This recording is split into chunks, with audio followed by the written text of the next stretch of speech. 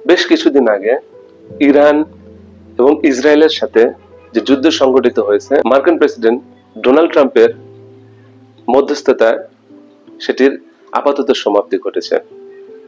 হাস্যকর বিষয় হলো, যুদ্ধে আমেরিকা মধ্যস্থতাকারী এবং আক্রমণকারীর সহযোগী হিসেবে আবির্ভূত হয়েছে।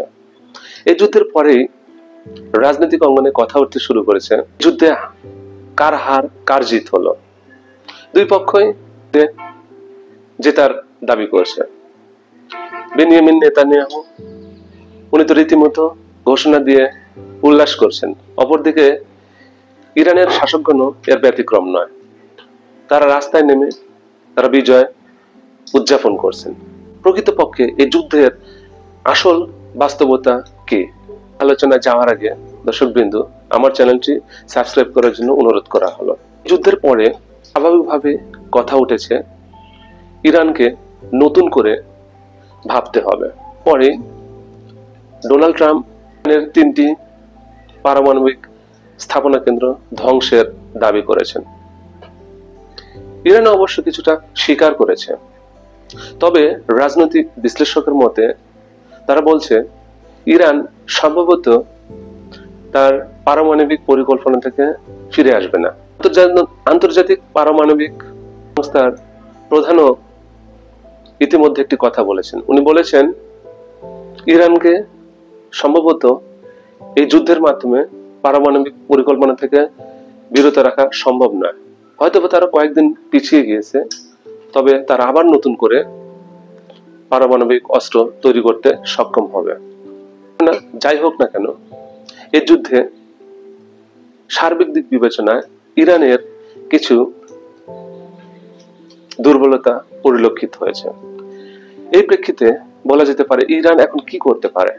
ইরান মূলত যুদ্ধের পরে 3টি কাজ করতে পারে। একটি কাজ তাদের নেতৃত্বকে পুনর্গঠন করা, দ্বিতীয়ত তারা তাদের অস্ত্র ভান্ডারগুলোর দিকে আবার নজর দেওয়া, এবং তৃতীয়ত কূটনৈতিক আলোচনা চালিয়ে যাওয়া। এই যুদ্ধে বেনিয়ামিন নেতানিয়াহু ইরানের জনগণকে আহ্বান করেছিলেন তারা যেন খোমেনির বিরুদ্ধে ফুঁসে ওঠে, বরং এর উল্টোটাই হয়েছে। ইরানের খোমেনি শাসনের বিরুদ্ধে যতই অভিযোগ না থাক না কেন, এই যুদ্ধের পরে তাদের শাসনের মুঠো আরো শক্তিশালী হয়েছে। দ্বিতীয়ত, এই যুদ্ধে আকাশপথে বেশ কিছু দুর্বলতা দেখা গেছে। পরবর্তীতে যখন যুদ্ধ হবে, ইরানকে অবশ্যই মনে রাখতে হবে এই যুদ্ধের মূল প্রাণকেন্দ্র হলো বিমান বাহিনী। তাদের এই বিমান বাহিনী পুনর্গঠন করার ক্ষেত্রে, আধুনিক যুদ্ধ চালানোর ক্ষেত্রে অবশ্যই নজর দিতে হবে। একটি অত্যাধুনিক বিমান বাহিনী ছাড়া ইসরায়েলের মতো একটি শক্তিশালী দেশের বিরুদ্ধে যুদ্ধ করে ইরানের পক্ষে কার্যত জেতা খুবই অসম্ভব। তো এই যুদ্ধে স্বাভাবিকভাবেই এর ফলাফল দেখে ধরে নেওয়া যায় এই যুদ্ধে আমেরিকা এবং ইসরায়েলের মানসিক পরাজয় হয়েছে।